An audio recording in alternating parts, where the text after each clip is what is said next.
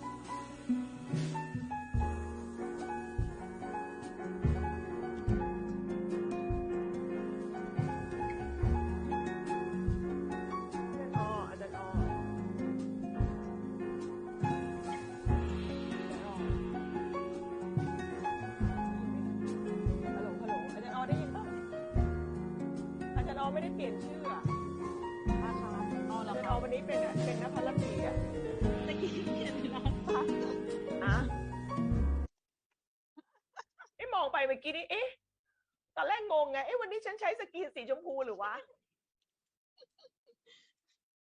โอเคอรชรแล้วค่ะ รวดเร็ว โอเค so professor ไปไหนแล้วอะ คนเข้ามาเยอะเปล่าอ่ะ ในนี้ซูมมีแค่4 คนเองอะค่ะอาจารย์เดี๋ยวนะคะ อ้าว อ๋อมี18ค่ะ โอเค พร้อม เริ่ม โอเค เริ่มแล้วนะคะ โอเคค่ะ so hello everyone welcome to a special webinar today from School of Food Industry KMITL. Today we have the honor from the professor of Song Ming Cheng will be give our topic for speaking today in the topic of how to create qualified research to be published in the high impact journals. He has very long history, but before we starting that, we would like to welcome the Dean of School of Food Industry KMITL to be give the open remark of this webinar. Please give the big hand to her. Thank you, Ajahn Orachon. Thank you very much. Good morning, everyone. It's a moment of my pleasure to welcome our honorable speaker and the participants who are present today to attend our seminar, which all participants, including our PhD student and all our lecturers. As the Dean of School of Food Industry, King Mongkut Institute of Technology Lat Krabang, I would like to convey my regards to our speaker of the day, Professor Dr. Song Ming Max Cheng from Nanjing Agricultural University, China, who also be executive editor of many prestigious journals. Thank you so much, Professor, for accepting our invitation to this online seminar in order to share your expertise to us on how to create qualified research to be published in the high impact journal.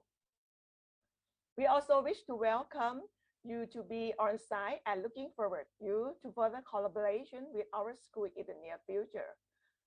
I wish this seminar will enlighten us all for the research publication, especially to Q1 journals.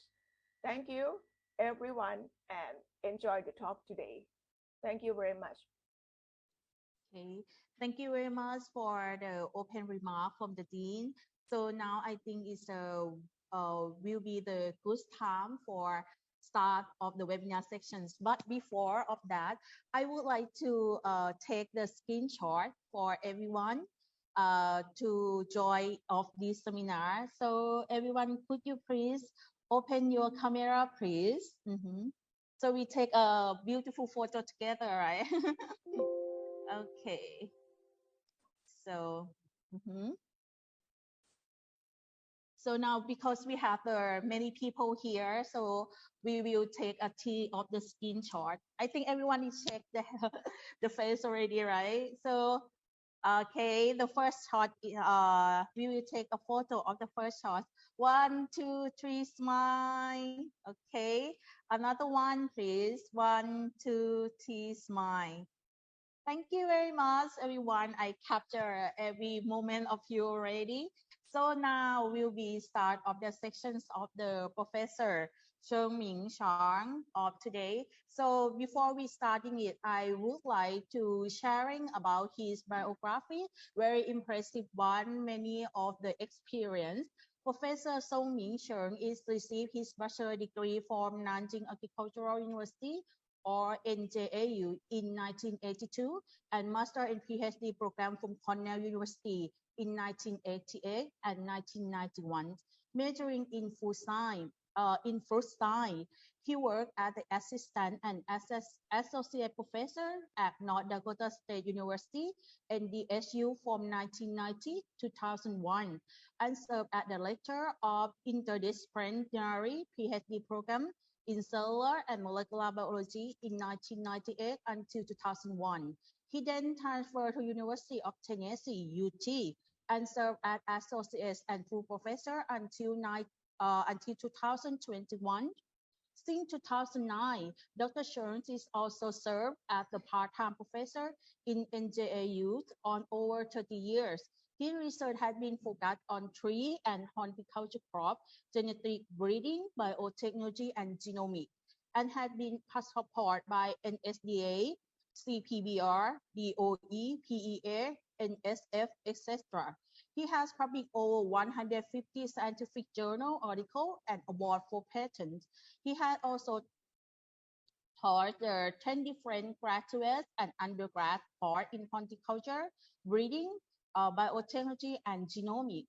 He has also served as the major professor of over 100 master science and PhD postdoc visiting scientists at NDSU, UT, and NJAU. Dr. Schultz also elected as Fellow of American Society of Horticulture Science in 2012.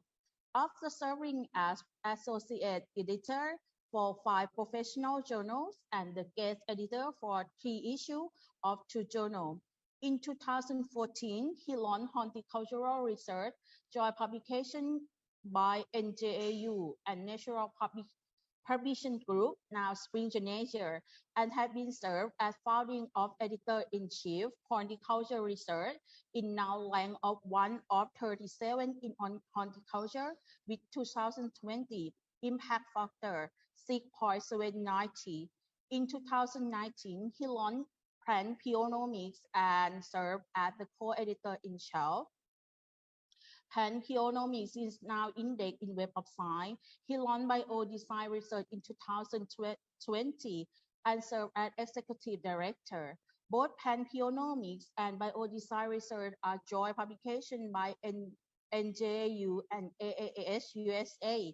He achieved maximum academic pace in 2021 and now have 15 journals in the early launch and publication stage. He has been invited by numerous universities in China to speak on subject of conducting research, writing, and publication scientific paper. And now we have him with us to be inviting to speak in this topic too. Please welcome Professor. Please give the big hand to him. Welcome, Professor.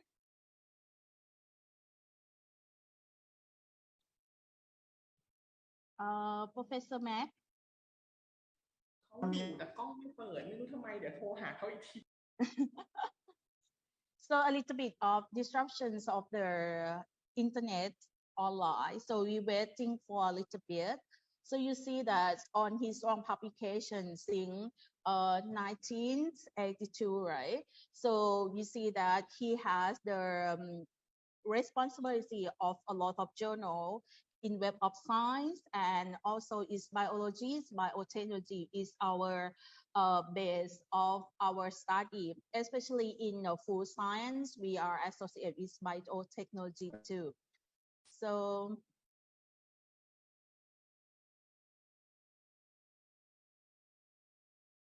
there's a problem of internet connection from China side, so wait a little bit, he needs to move the room.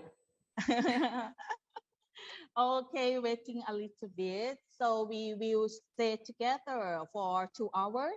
So before he come back to us, if you have the question during of the lecture, you can, okay, the professor is back to us. You can leave of the questions on the chat box, or if you listen via the Facebook Live, School of Food Industry KMITL, you can leave in the comments. So we have the staff take care of the questions after we finish of the lecture. The professor will give the answer to us. Hello, Professor. So I think they have the still internet problem over there. Okay, so please wait a little bit. Okay, it's like I mentioned before, if you have the questions, you can leave on the chat box in the Zoom, or if you join via the Facebook Live, you can give ask the questions at the Facebook comment. So we reply back to you and give the list of the question to ask the professor after the lecture section.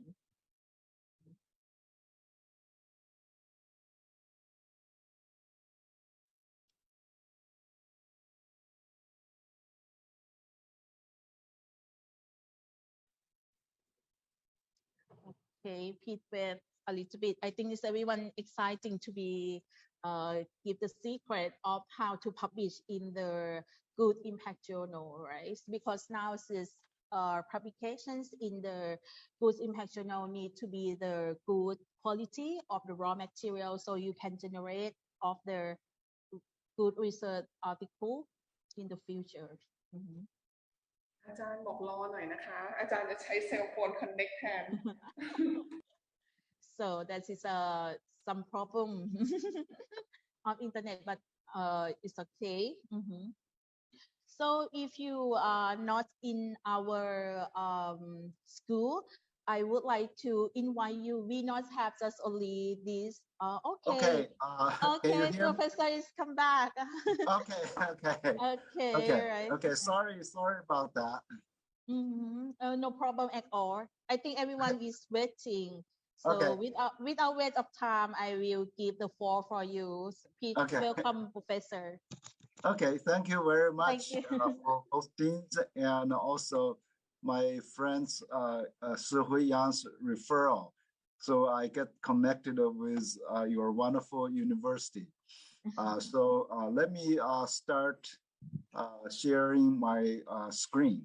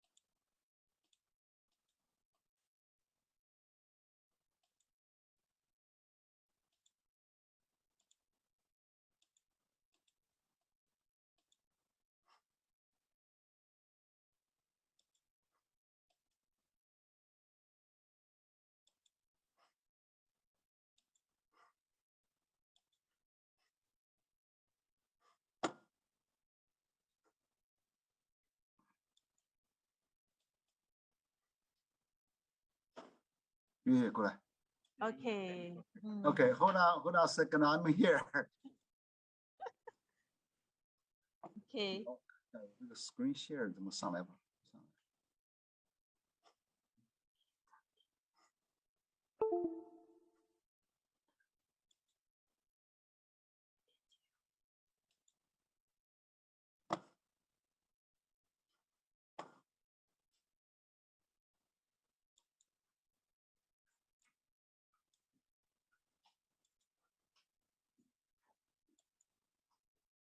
Okay, is that okay right now?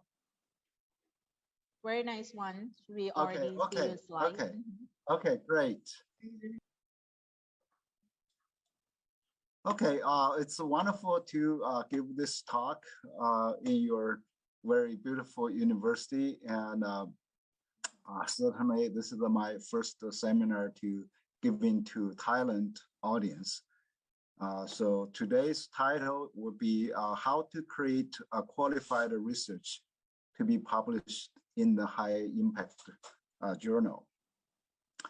Before I start to talking about really research and publications, but I just want to let you know how important the high quality or top quality research papers will be in the academia. It's essentially it's an entrance ticket to the top of the academic tower. It is universal standard, no matter where you are, publishing high quality research based on the high quality research is very, very important. So I just want to share with you my experience. I had about 40 years experience in research, and I have published over 150 SCI papers, including submitting papers to Science, Nature, and writing papers myself, and editing papers for my students and my colleagues, and reviewing a lot of papers early on, and served as journal editors and associate editors, guest editors, and now I have founded 3 journals and serving as editor-in-chief, co-editor-in-chief, and founding executive editor. Now I have my own publishing company, and I'm serving as the editor-in-chief general.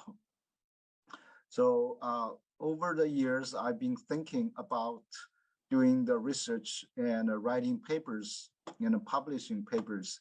What are the most similar things in our life, which will be very much like we're doing research and writing papers. And one day I certainly realized that when we do scientific research, writing, and dissemination of research papers, it's almost equals like a case detections and a case report and a court debate in the criminal cases or any other cases the police department is investigating. So let me share you why. When we do how to discover scientific and practical problems, it's similar like a police department receives a case report, say, oh, my television at home was stolen, or there's someone was killed somewhere.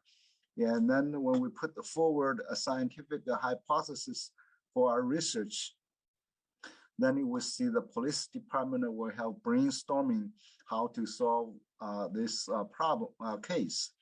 We carry out scientific research, and they will collect evidence. And this evidence could be something very obvious clues, like blood in the screen, some trace clothes and core evidence, or some. Then you do validations of those cases. Then you will see when those cases evidence are irrefutable. Then you write a research paper. The police department will write a summary report. Then we submit the paper to different journals.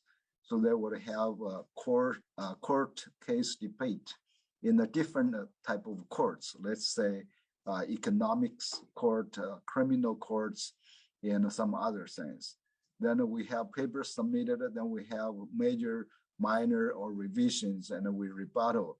And similar to they have a court adjourn, then reopening, then appeal. And then we have paper finally published. And similar to they won the court.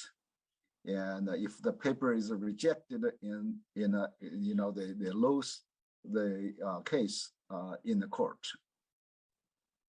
And today I will share with you several parts of this webinar. First, though, why should we do scientific research and publish? So basically, our job as a scientist is to do scientific research. This is essentially similar to the farmer's job, which will be grow crops. So when the farmer grow crops, they want to produce high yield, high quality, and safe products with a very low input. And the very good products will sell very good or very high prices. So as a scientist, we will need to perform the best scientific research. And as the best researcher, we produce high quality research papers and advanced technologies. And the high quality research papers published in the high quality journals. So, but one of the metrics is to measure the quality based on the impact factors. But a lot of people still don't know exactly what is impact factor is. So let me tell you. So essentially, this is a very simple fraction. the denominator is articles, mostly review and original articles published in the previous 2 years, then cited in the next year. And this calculation will be given as 2020 impact factors, but is released in 2021. So based on this formula, you can see if the number of papers published in a journal goes very high or a lot of more papers without the increase in the citation, then the impact factor will getting lower. On the other hand, if the citation goes higher, if the number of paper published not increase, then the impact factor will go up. So globally, there are about 13,000 SCI journals. For example, the area that I involved in the plant science, there's 235.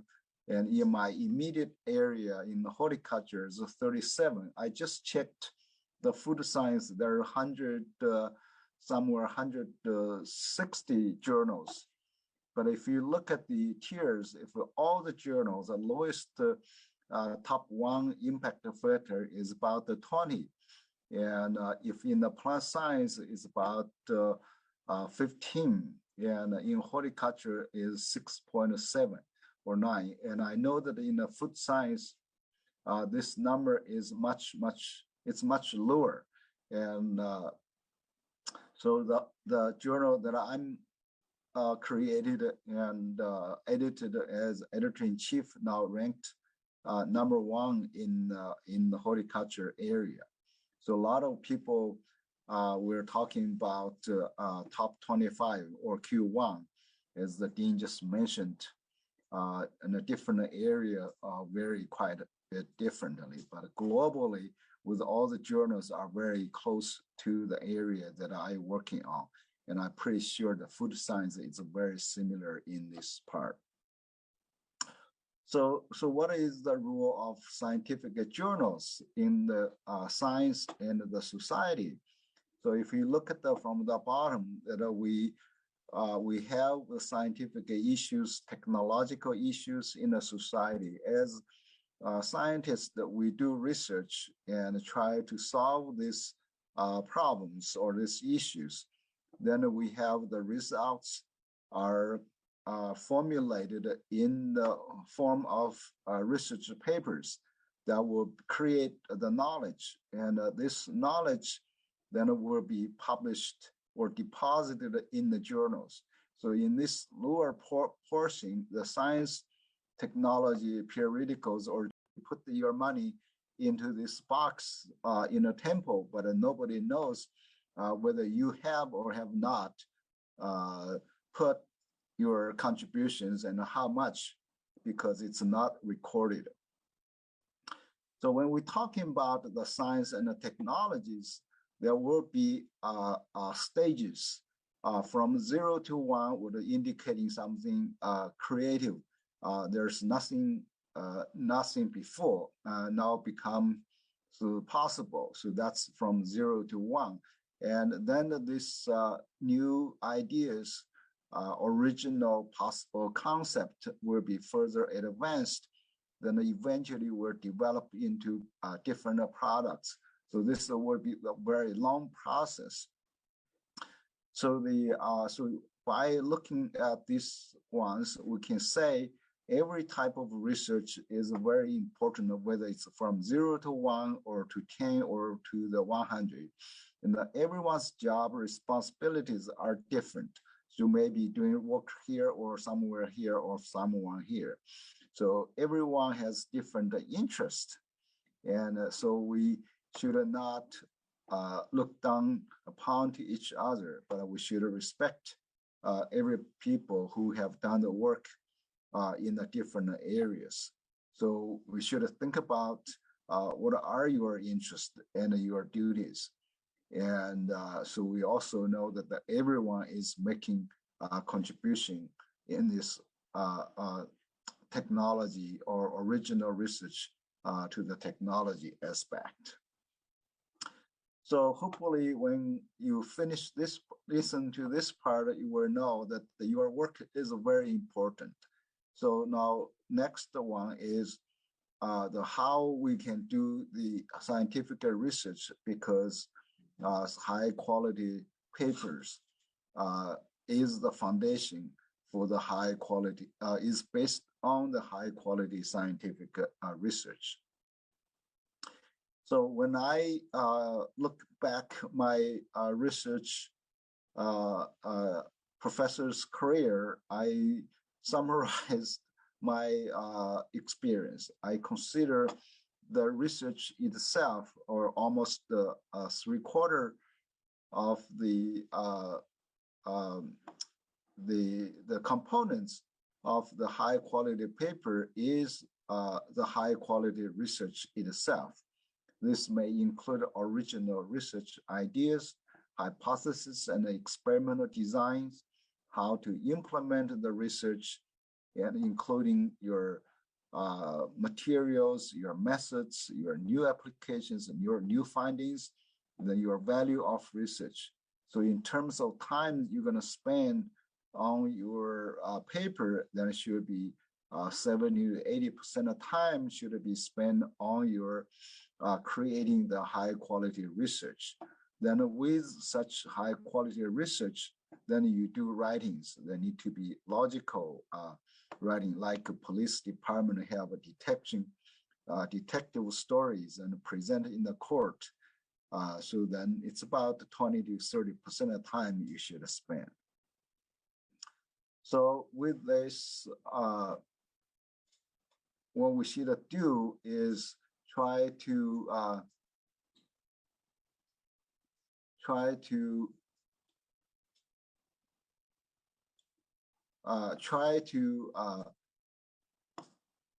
choose the good topic would be the first step of your research. So you should think about crazily what research should I do, and what I consider that you have 3 sources of original ideas. The first one is what type of issues that have been unsolved for a long time, such as 125 new scientific questions published by Science very recently, which has modified the earlier ones. So when you compare both of them, you will see some of them are disappeared because science has advanced in that area, and that the issue or that question is no longer considered as the most important ones. The second source is the problems you found in the literature. So when you read literature, when you do the literature review, you will find some of the questions, some of the issues have not been solved. So when you do read literature, you try to seek the right question and also ask the right questions. So when you have these right questions, then you can think about how to perform research to solve those problems. And another one is you solve some problems in the practice or the applied areas. If you go to food technology factories or some areas, you will see a lot of those problems. So when you try to get the best ideas, that you need to go visit the industry often to find the problems there.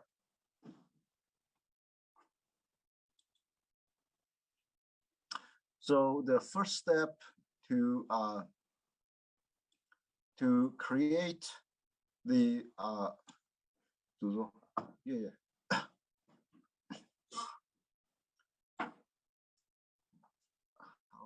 how to get rid of this.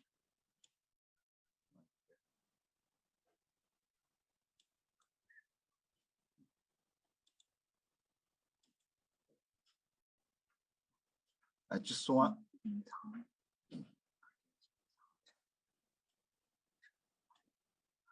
Okay, here we go. So So So the first step to carry out research is to identify a research topic. And a research topic could be divided into different categories by the difficulty. The most difficult ones is to fill the gaps and the loopholes in the research field, such as you have technologies currently used in this area. Now you want to change that into totally different areas, but there's no connections here. Another one is they're in these large areas of science or technology. There's something we don't know. So you're using the existing technologies or knowledge, try to fill the gap in these large areas, like you put together big puzzles. So these are the considering the original innovations, solving long-standing problems. And secondly is to extend or expanding or improving and advancing existing findings, such as we already know this science and technology. So from here, you expand to different directions, how to apply for this, such as we have cell phones these days. We can apply the technology in the cell phone for different things. Third ones, it's a relatively easy ones, is replicating the successful research which already reported. So this we consider as micro innovations, perfections or diversity things. So in this case, if you want to do this type of research, try to avoid catching the last bus. That means you are the last one to make such a move. So when you do such research, if the existing knowledge or technologies in this, say, the round, you try to make changes, improvement or innovation, make it obvious or different colors instead of have this one just deepen the colors a little bit. So what is a good research papers for graduate students or someone in the big team? So you need to fill the gap in expanding the extension of disciplines and the technology. So you need to asking the right questions and need to be consistent with your major professor's research direction and interest. Need to matching with the existing resources and the conditions. That means whether you will be able to do this one, is it feasible to do such things? And all the research should be verifiable. So that means whether you did it wrong or did it right, we can verify to confirm whether your research can be transformed into technology. And then technology advancement can further advance scientific research. This is mostly evident by the microscope or the electronic microscope. So when we have, let's say we have the best original ideas, and then you want to do next is to have a hypothesis and experimental design and implement such research plan itself and do research data analysis. So this part will take about half of the time when you do research. So when we're doing the research in implementing your research, make sure our graduate students and the junior faculty need to communicating with the advisors and the colleagues and the industry people regularly. So when you have problems coming in, come on, so you can solve them. So when we, here are some of the general steps in doing good research. You need to determine scientific or subject questions. That means the problems to be solved, whether the problem is a small, medium, or large issues related to the issue just in your area or in Thailand or Southeast Asia or the entire world. And whether it's a scientific technical issues or technological issues, or is it scientific issues? You need to read literatures to understand progress and frontiers and find the so-called defects in the literature, what has not been solved or some of the problem. Then you need to ask right questions. Then you formulate the research programs and structure your research paper. Solving scientific problem, you need to put forward a hypothesis, and particularly need to ask why and how. If you are solving practical problems, then you need to show exactly where and what and when. You may not need to truly understand what happened underneath these issues.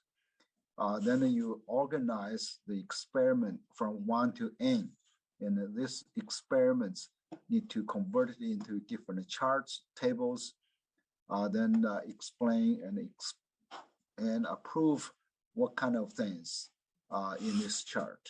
So this is similar to evidence collections and deductions in the court case and the police department.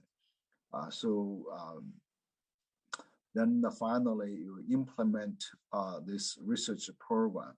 Essentially, it's a self-verification and case resolutions. Here is a very interesting. When I was giving a report, this seminar, and one of my earlier students told me, hey, Dr. Cheng, and somebody said that when you do research, it's just a process of proving countdown is a countdown, is boring, is nonsense. Why should I do this? So I was thinking about, hey, is that true? So basically, next of your research is to perform and analyze and prove the hypothesis. This hypothesis in this very tiny little sense is whether this countdown is really a countdown. So you need to spend 30–40% of time to do this one. Let's say here is the pool in the street. So you were asking whether this is a countdown. And so you need to take a different approach. You want to see, well, it looks like, and you want to smells like. And if you put the dog there to see what it tastes like, and then you want to do the chemical analysis, compare with the ones just put by another dog. Oh, yeah, they are very similar in chemical components. So then you would conclude with different methods. Say, yeah, it is a countdown. Where is the dog now? But here is the key is that when you're doing this proving process, you are applying a principle called a MESI principle in research and paper writing. The MESI means mutually exclusive and collectively exhaustive. That means you are using different mutually exclusive method like a smell, take a look, do a chemical analysis. These are independent, mutually exclusive method. Then you prove it. But all the methods they have been using are collectively exhaustive. So let's say, get here, you don't have any other ways to measure this. And each of those methods are independent.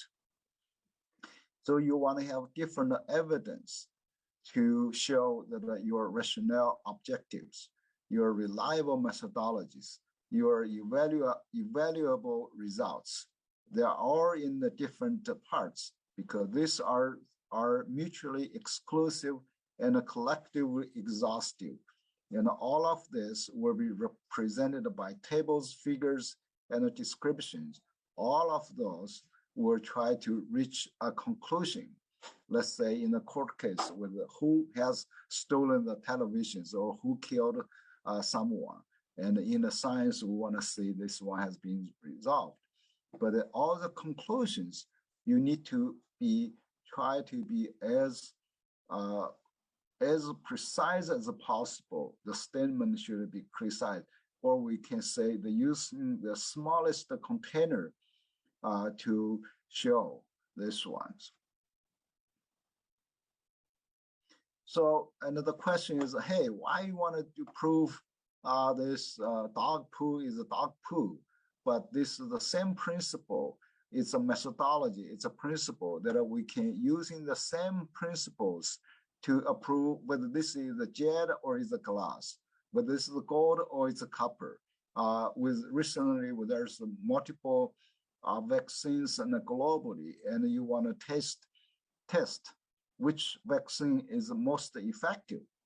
So in this case, when you have, let's say we do the gene studies, we have lots of genes from the genome or transcriptomes or proteome, then you find these four genes may be involved in controlling this particular trait. But then you want to further narrow down to the single genes that control this trait. So in this case, what are the methods you are using?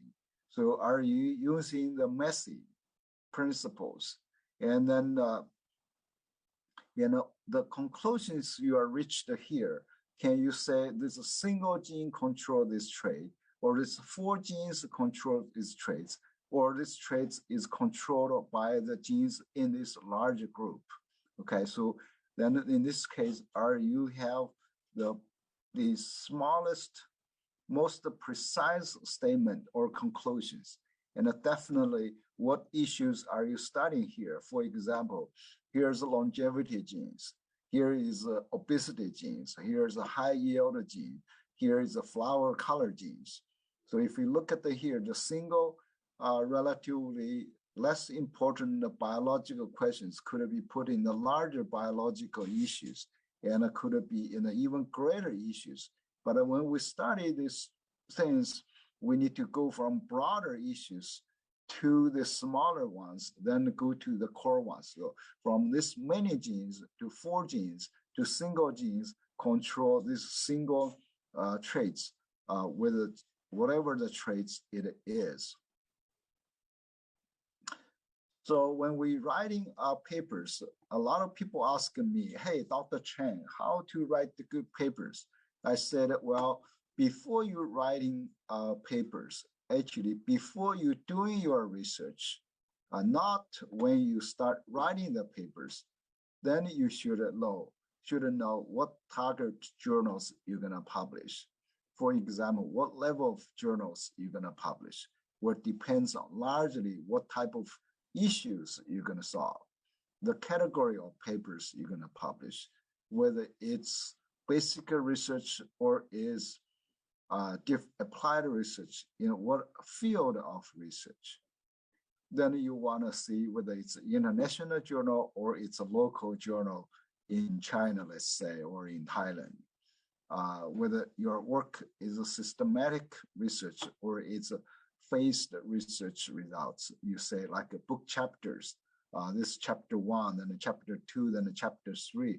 However, this one may be the whole stories of entire story.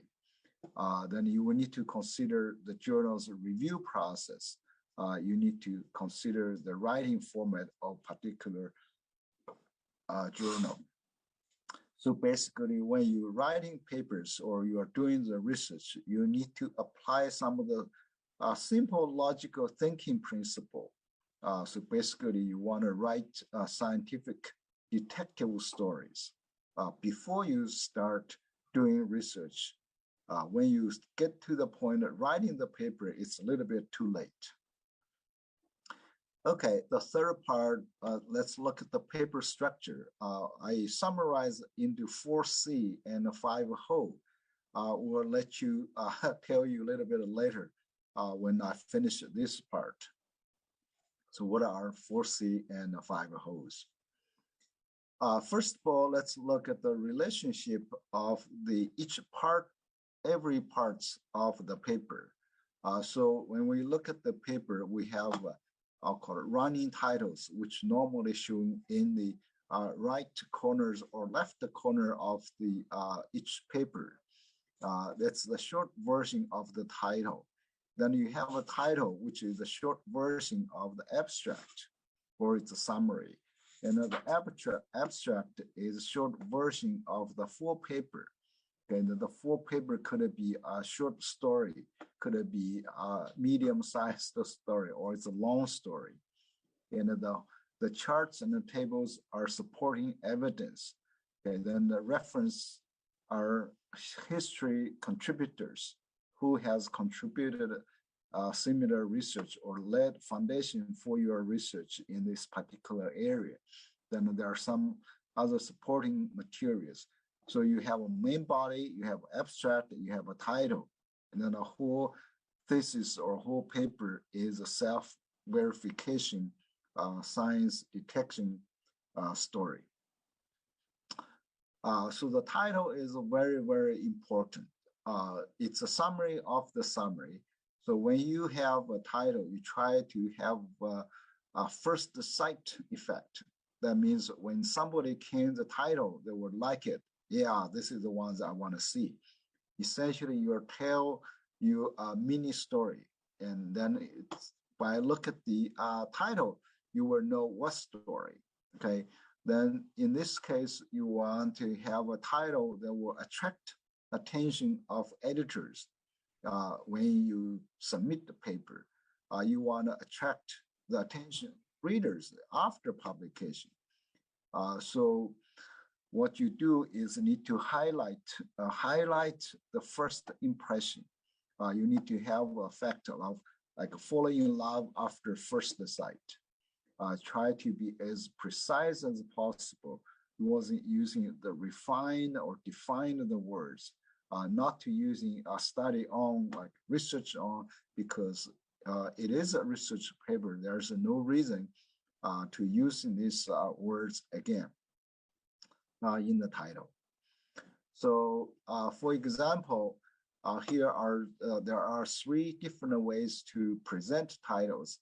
One is the core findings, or the most important, brightest the points of your paper. So this is the title that I prefer. For example, the sister of TM3, this is the one of the gene, activates something, okay, in something. So you see this word is a positive word, tells what's the relationship of this gene and this gene. They do activate. Look at this, melatonin enhances something, the tolerance to iron deficiency. So this in apples, okay. Then the papers have a title who summarize the content, but not the core results. For example, changes in proteins during something. So essentially tells you the changes in protein during the fruit development and the ripening in the melting type of peach, but does not tells you what type of change, upper change or lower change or maintain or no change, what are changed and what are not changed. Okay, so this is one of the first paper published in the new journal called Food Materials Research. For example, functions of silicon in plant drought stress responses, but not tells you exactly. But if you look at the here, possibly there's many different responses.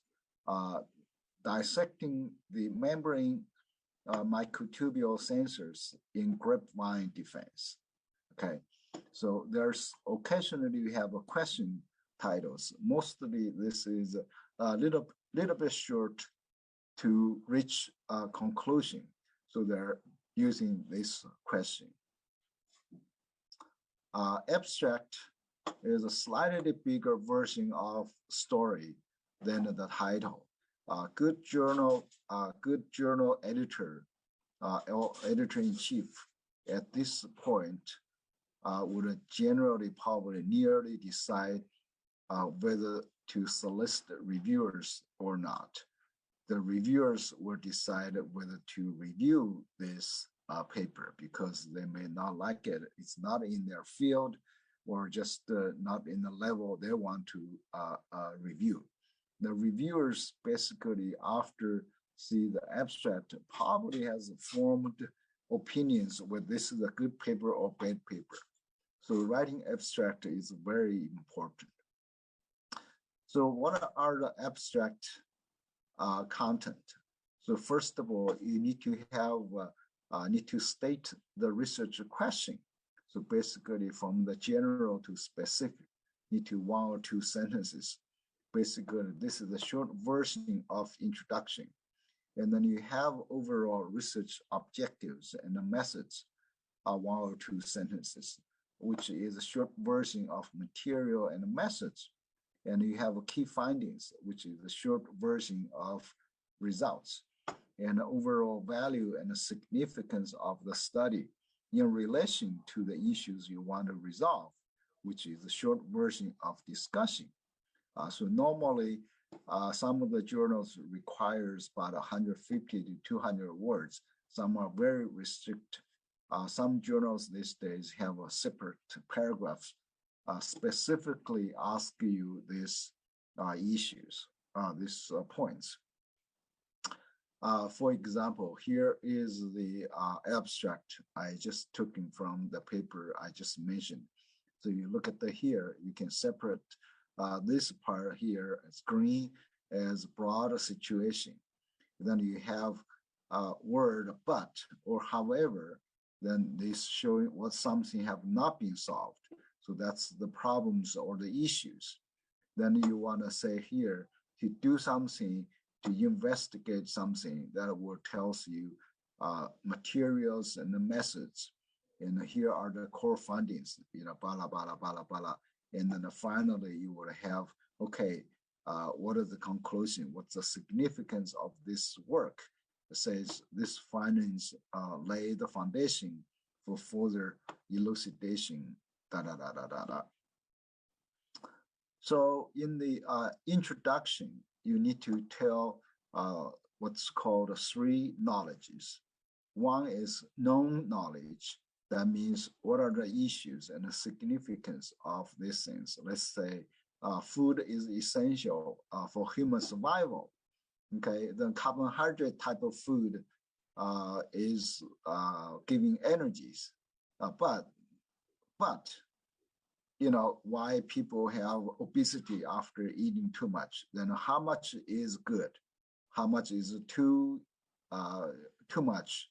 So these are the unknown message, right? The problems and the issues are resolved. Okay, then we need to see what type of specific knowledge I want to generate in this particular research. So in this case, this part are the broader goal or the significance, and get to the point what type of specific knowledge you're going to generate and want to contribute to the history of science is your objective of your research for this particular paper that you are writing or this research you are conducting.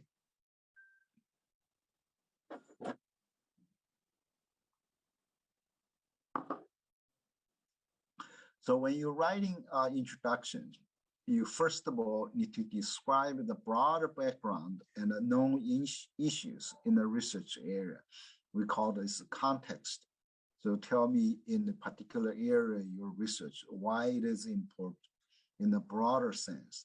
Then you want to describe what has known in the literature about the specific areas of your doing. You don't need to describe it very broadly, but in a particular area of your research paper.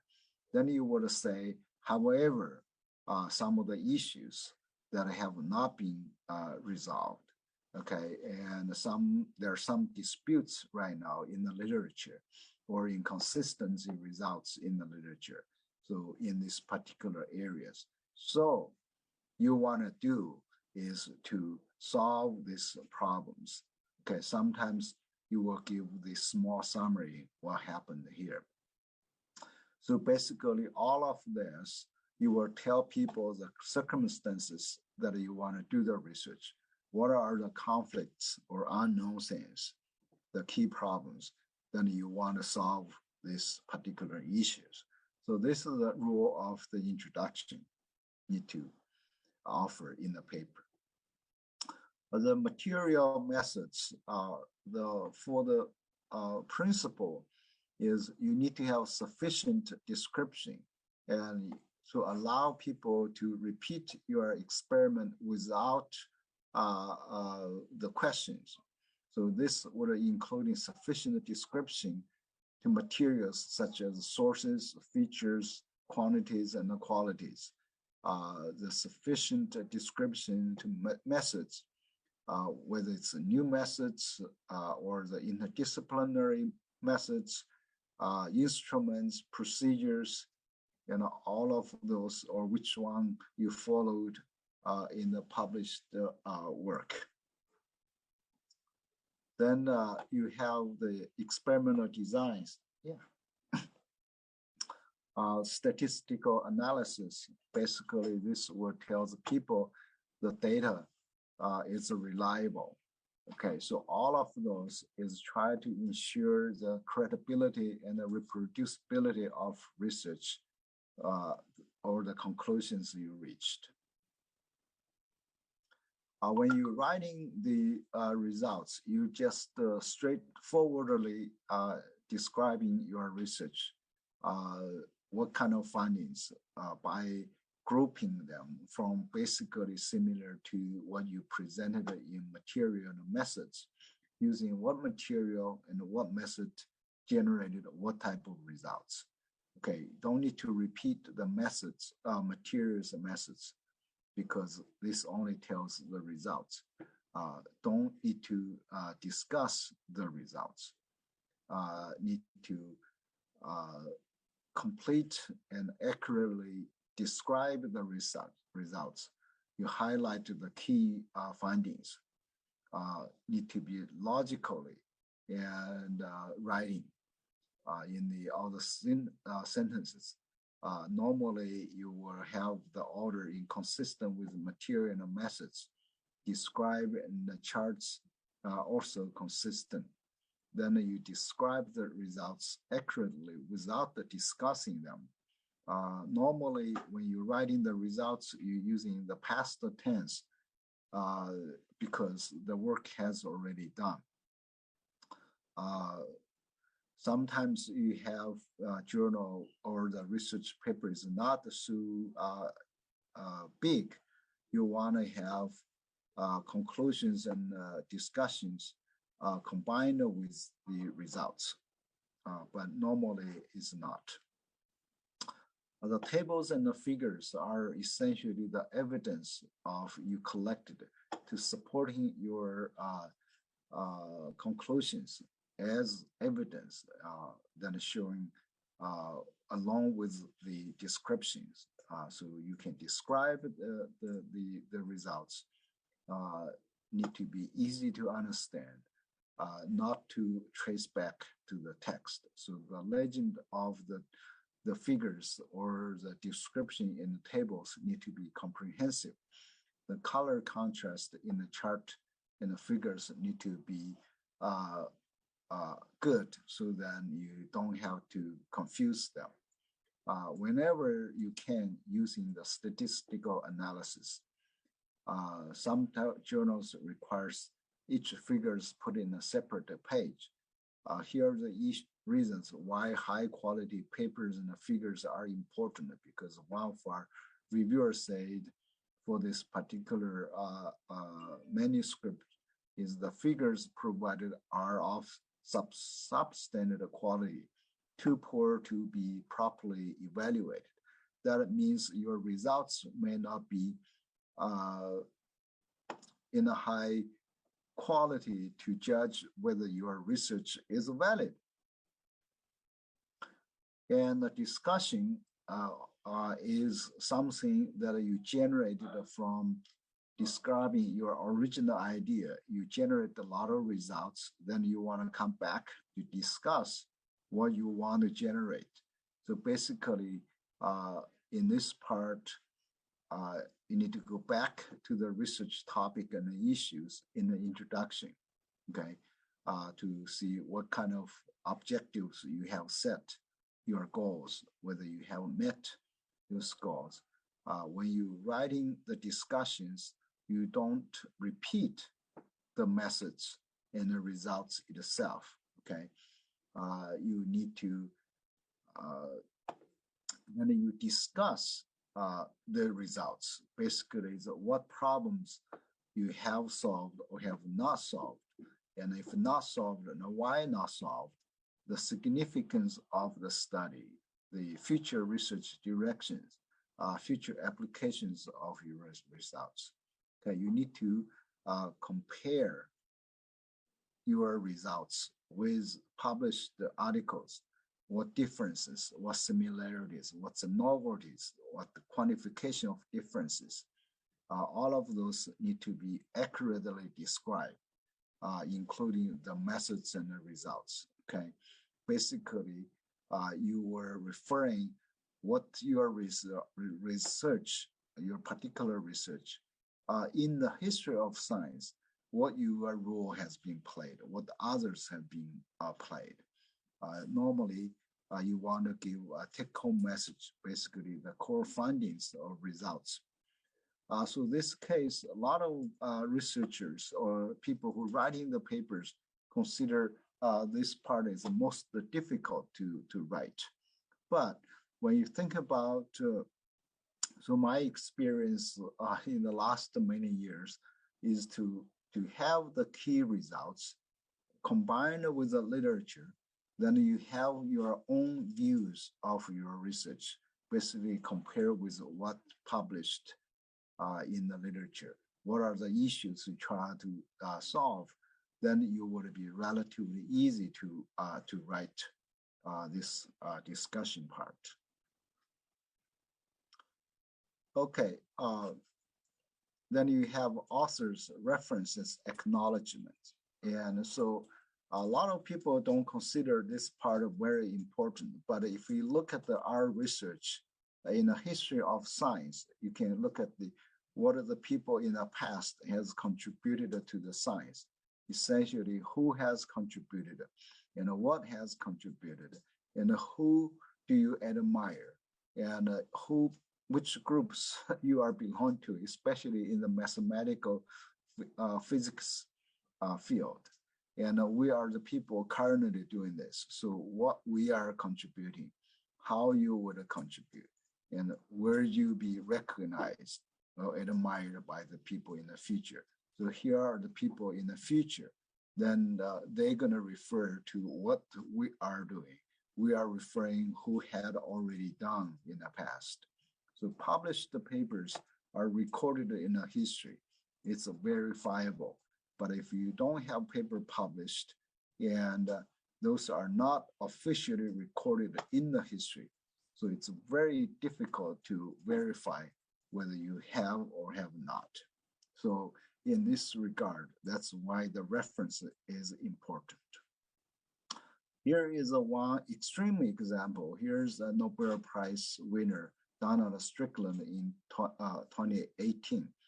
She's 60 years old and still associate professor in Waterloo University in Canada.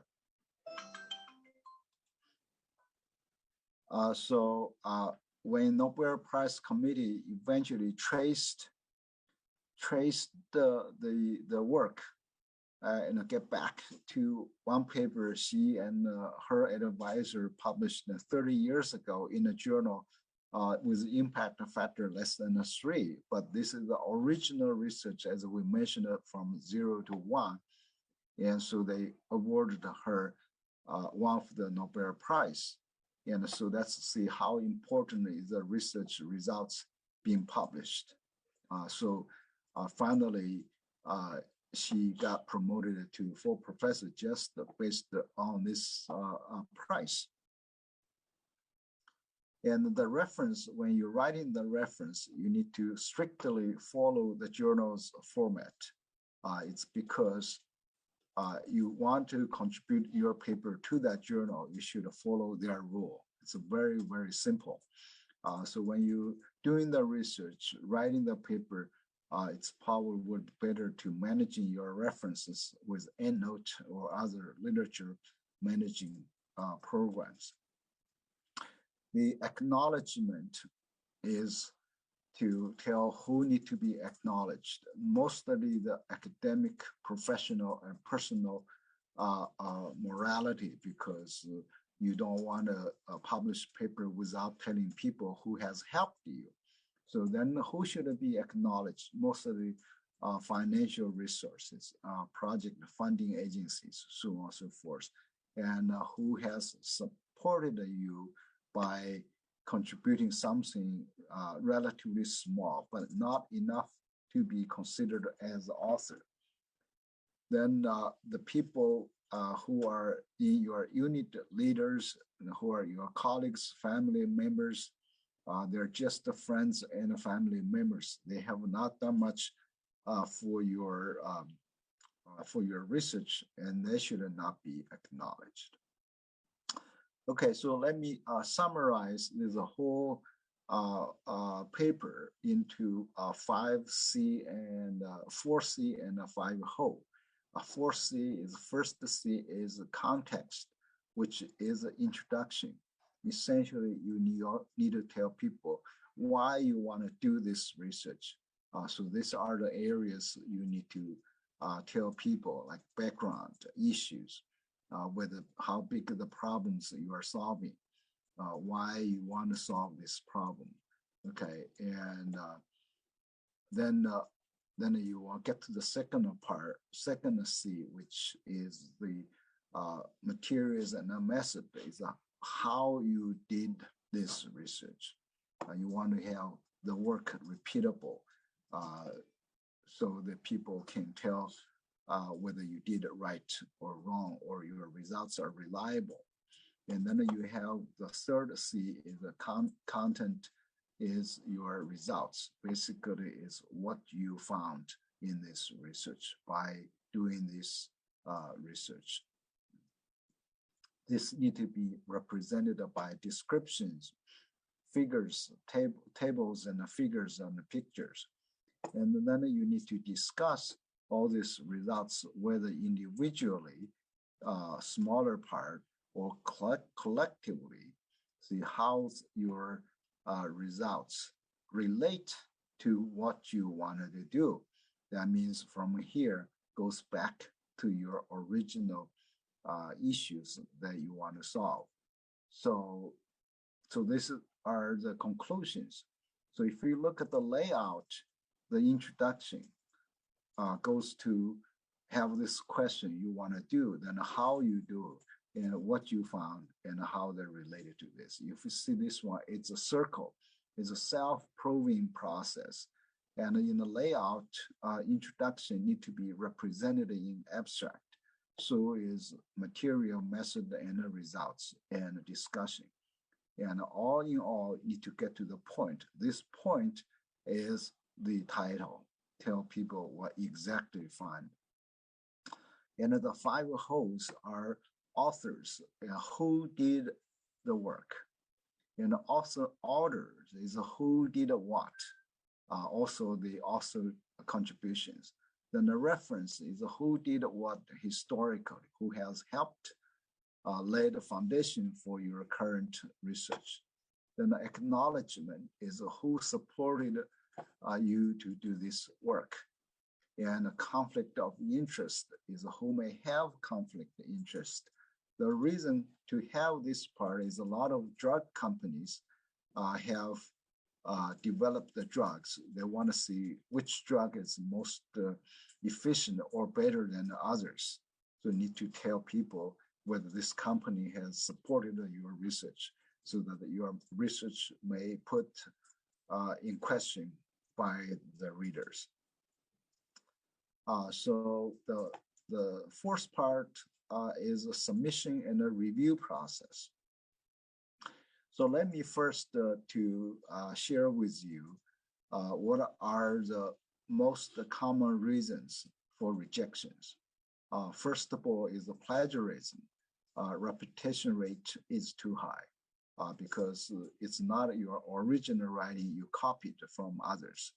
The reason why this one is important because we have a copyright law, so you cannot copy others.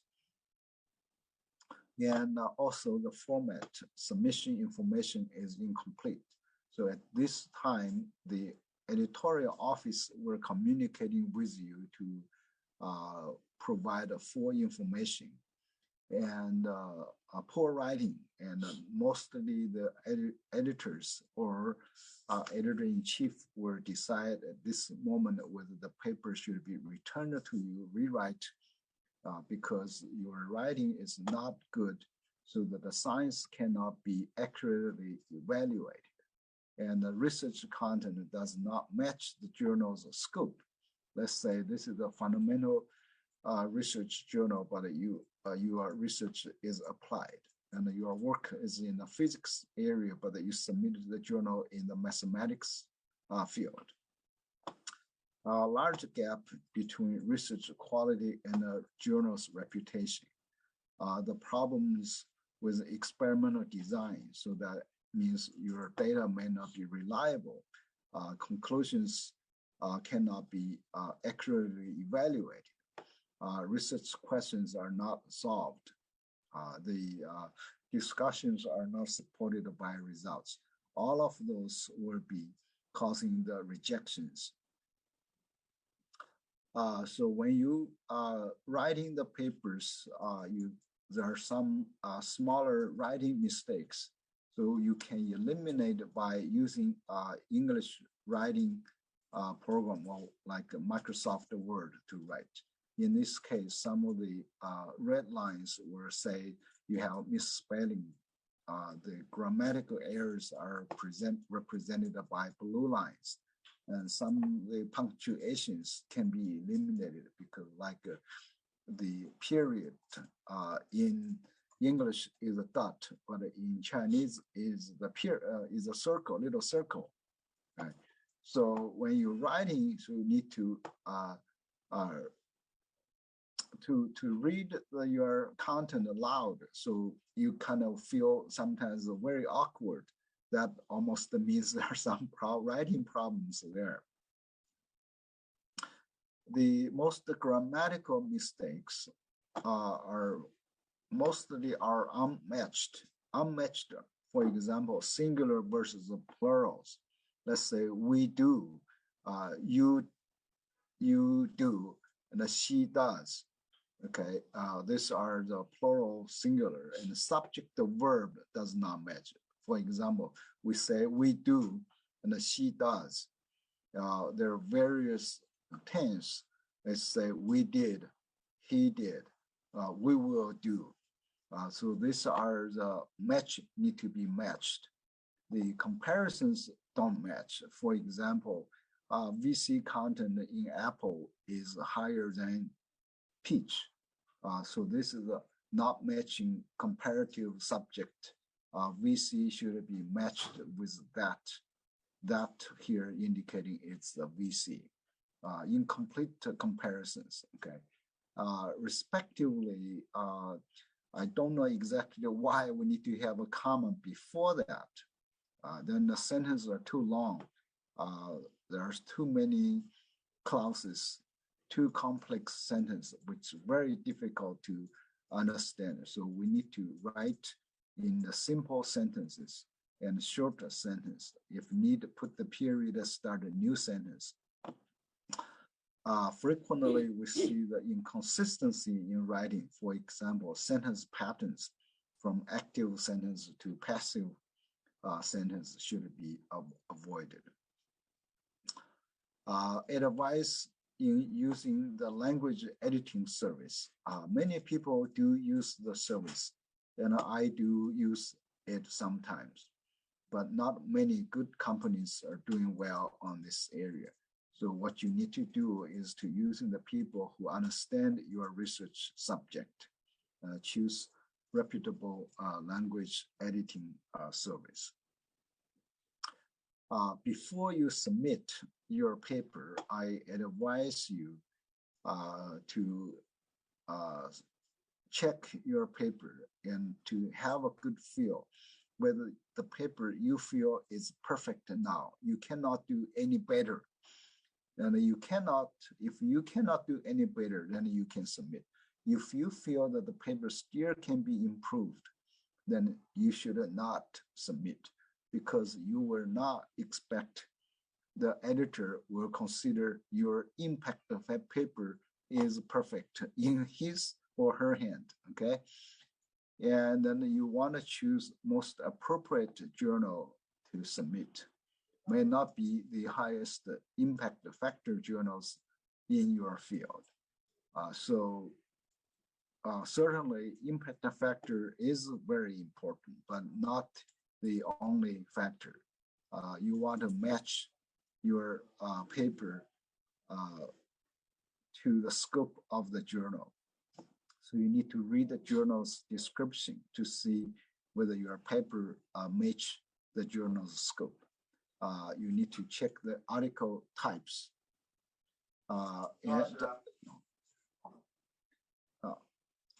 Check journal's audience.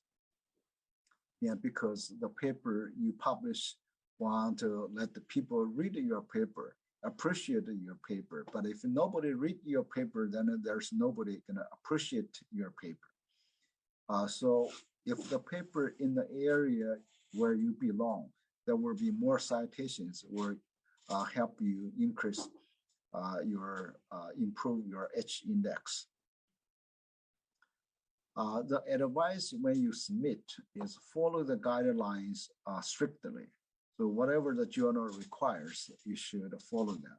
Each journal has its own guide to authors in manuscript preparation. So read through that carefully and revise your paper according to that requirement, okay? And also using your academic mailbox. And sometimes people using the personal mailbox. I don't recommend this one as a primary mailbox because we don't know whether you are truly in the academia.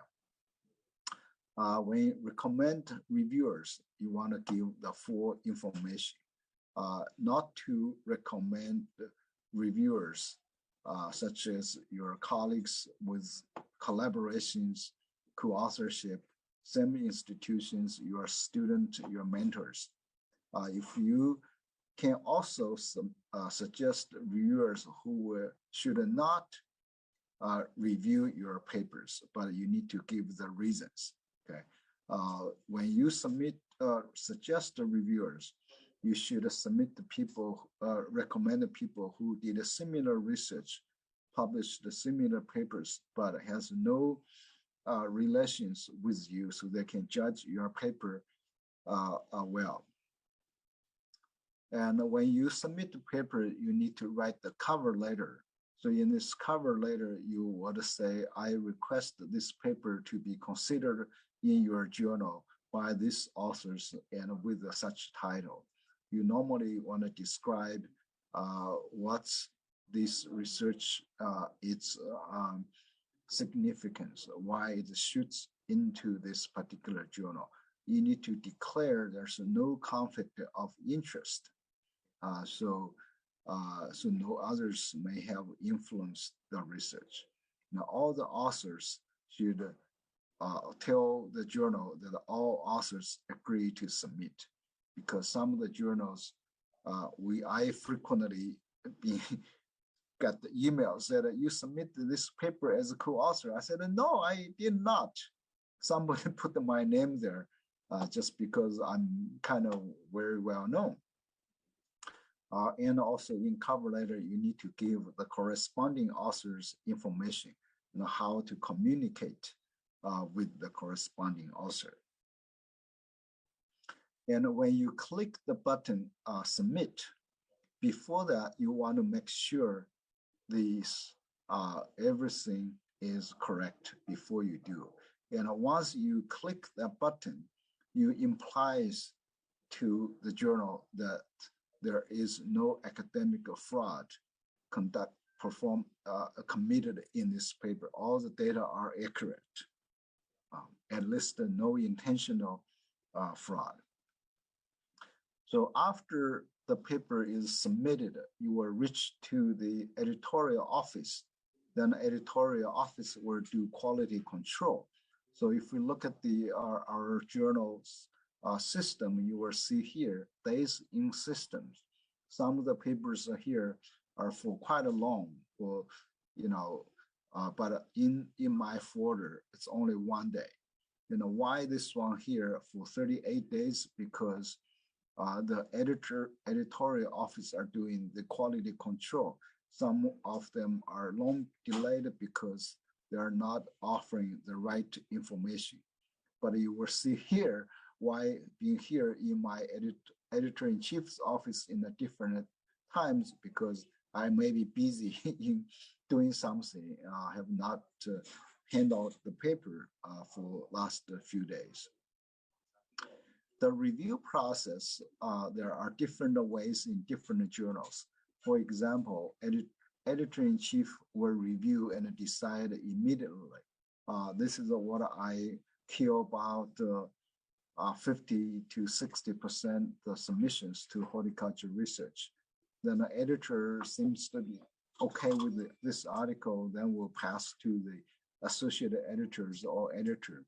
Then they will review or recommend directly, or they can ask or invite reviewers to review, and then the associate editor will then make recommendations based on the peer reviews. Then after review, there are decisions made for each paper. There are many, could it be this different type.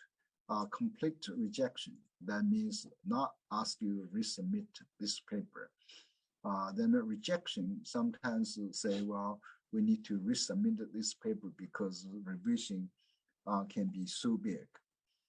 Major revisions, then after that, it will be major revised again, minor revision, and then get accepted or rejected after review.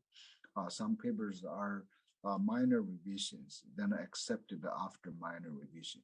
But occasionally, very rarely, we see some of the paper being rejected. Certainly, we have acceptance. Finally, everybody hopes to have. Then the cover letter, when submitting the revised manuscript, it's similar to the first submission letter. You want to thank you for that you have considered our paper, right? And the parts that need to be specific explanations that you want to put in the rebuttal letters. Also tell people that all authors agreed to the revisions. Then you want to say, well, I hope these changes will be satisfactory or lead to acceptance. And again, you need to have the corresponding authors' information. When we have the paper submitted and asking for revisions, then we call the rebuttal letter. Then you need to take this one very seriously, read and understand carefully on each of the points that either reviewers or us editors have given to you. And whether you agreed or disagreed, you need to provide a detailed revision. You need to point out the positions of in the original version and the revised version, and why you agree and disagree to modify. When seriously disagree, so you want to remain friendly, polite, and also respectfully rebut with evidence, such as research evidence published. This review rebuttal process can go 1 to 5 rounds, but I just want to tell you, don't test the journal's patience. Try to do this in a 1 to 3 round, not go to 4 or 5. When you have a paper rejected and submit to another journal, be sure to modify the cover letter. So here is the people who submit to horticulture research that I'm the editor-in-chief. Say, hey, dear Professor Chang, here is the paper that I'm submitting to your journal, Journal Experimental Botany. But the journal that I'm editing is Horticulture Research. But I can tell this paper has been submitted to Journal Experimental Botany and been rejected. So he or she is submitting again to Horticulture Research, but without changing the cover letter. So you need to follow the guideline to authors of the new journal, okay, to revise your manuscript. After acceptance, the paper will be exported from the journal's office to production. If the journal is subscription-based journal, they will ask you to sign the copyright transfer because the readers pay for this, or your library pay for this. But if it's an open access journal, they would ask you to pay article processing charges if the journal asks you to pay. Then you will come to the galley proof, because after production, make it the PDF, they will ask you to proofread whether there's any minor changes. So this is normally the last change you have to make revision. So be very, very careful and serious, go through this. Then the paper will get published. Then it will be recorded in the history of science. And if you find something wrong after the paper is published, then we need to publish the curriculum that to make corrections, which is not a very good to the author's reputation. But this happens sometimes. And there are some papers after published, even many years, they can be retracted. That means taken back. So this is it's a not good paper. Mostly is because the serious problems of articles, either because they have intentional academic fraud committed by authors and be invested and by reported by the found by the other people who are trying to repeat the work but could not repeat. And there are some people who self-found something wrong, then also requested retractions. So finally, I want to give a summary. So to conclude, conduct high quality impact for research, solving most important problem is the good reason to write good paper, such as you need to have a good idea, you have a significant research or the questions that you solved. You did a good research with a good hypothesis, good methods, proof of hypothesis. You have good writings. So most of the most innovative research are not necessarily published in journals with the high impact factors, because sometimes journal editors, the reviewers, don't appreciate your work because your work may be too far in advance. Nobody can judge your work adequately. So not all researchers are born with talents to do top research and to write high impact factor journals, articles. And my recommendation is keep practice in research and keep practice in writing, and you are getting better and will get easier. Finally, I want to introduce two new journals in recently launched. One is Food Material Research. One is Food Biotechnology International, published by Maximum Academic Press. So final notes is the conducting research and writing papers is the ever-ending process. So publishing one paper is the end of one research journey, but it's the beginning of the new one. So the whole process can be a very painful process, but you may have very short, joyful moment.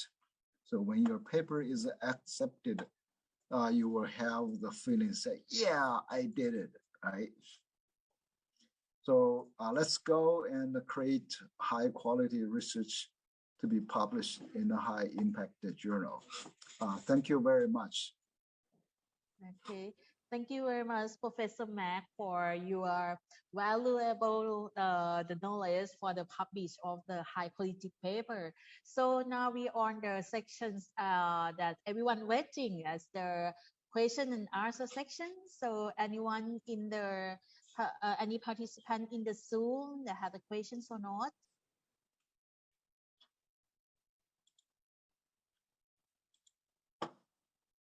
Okay, so I think that we have a few questions from the chat box. The leave it for you.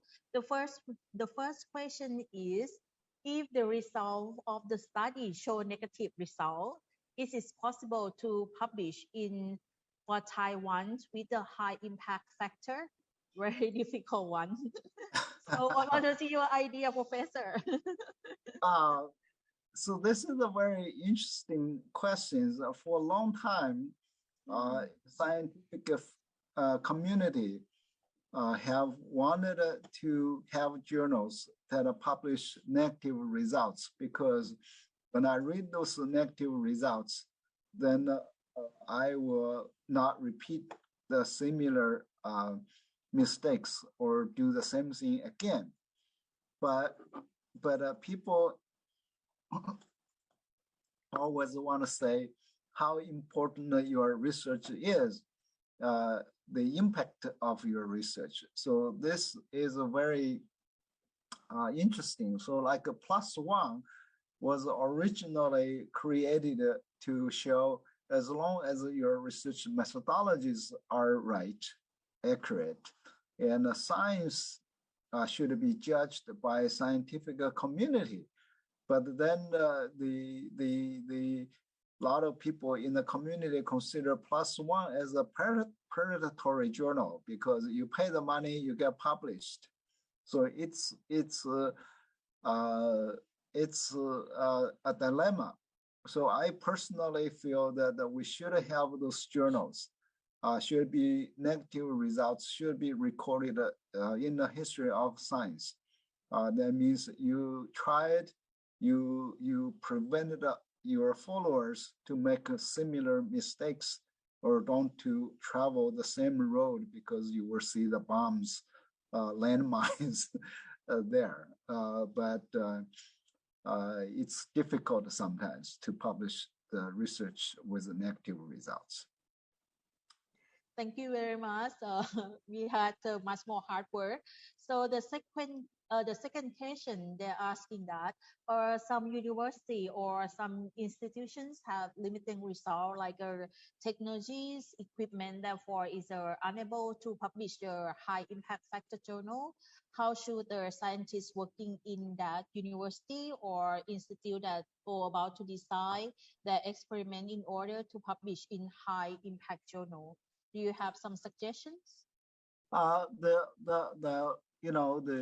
When I went to US in 1985, at that time China was very, very poor, and there's almost no any good instruments for good research.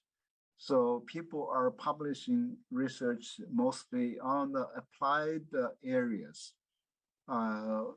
Those are very important, but when the science, the economy goes better and there's more money to buy research instruments and other things, so you can do more advanced research. However, it does not mean the applied research is not important. So I think that should be reflected in the different developmental stage economy in the particular countries, in the regions, as well as the level of university, how much money they have to buy those instruments. So I think the best research is based on the best ideas.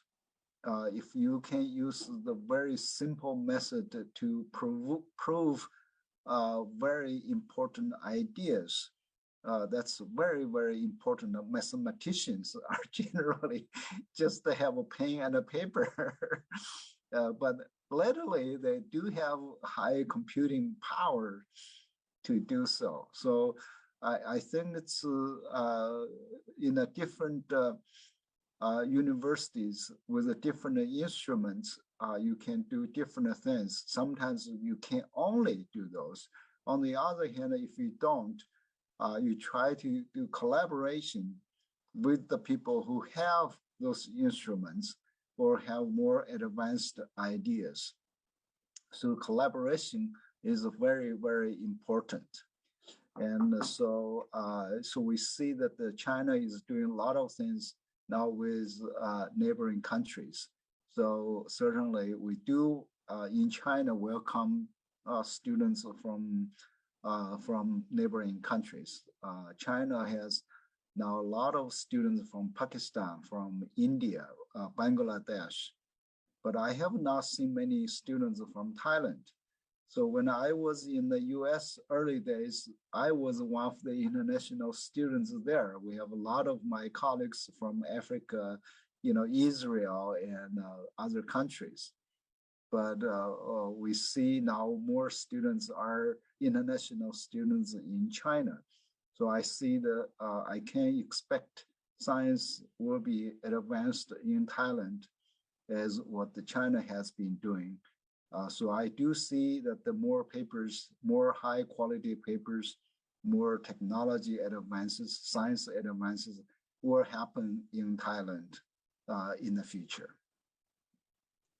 I hope so, like you. So they have another question that can a manuscript be rejected by the reference are used are old, maybe older than 10 years, because sometimes the writer want to refer to the original papers or not the review paper or second or third party reference.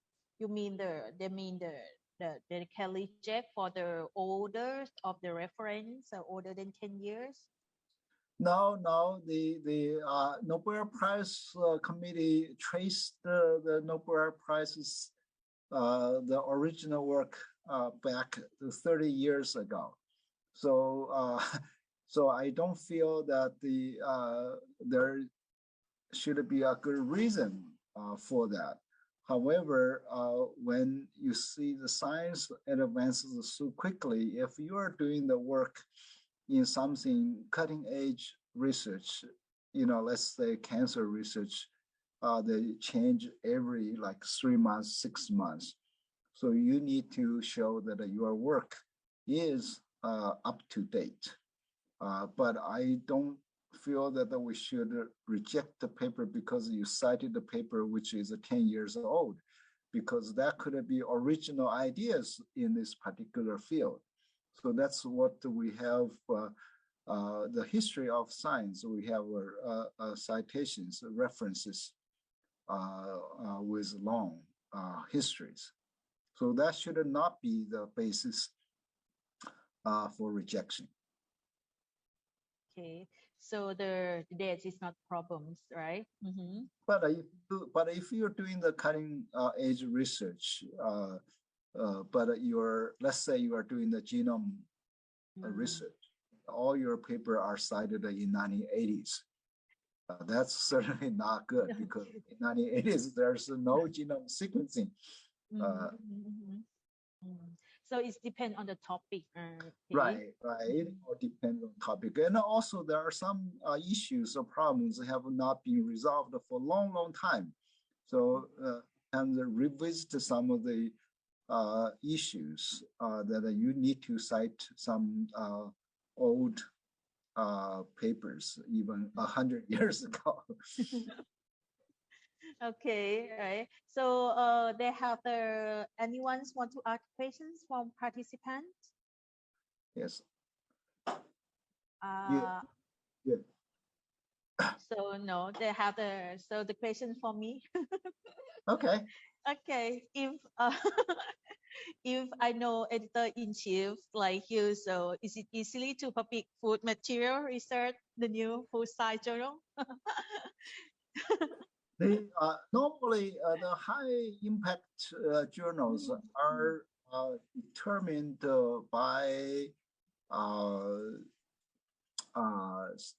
probably few factors. One is the research novelty. So whether you are doing some research is cutting edge, is up to current. If the paper, if the research have already advanced for a long time, and if your work still doing something 5-10 years ago, which have been reported 5 to 10 years ago, then it's very difficult to publish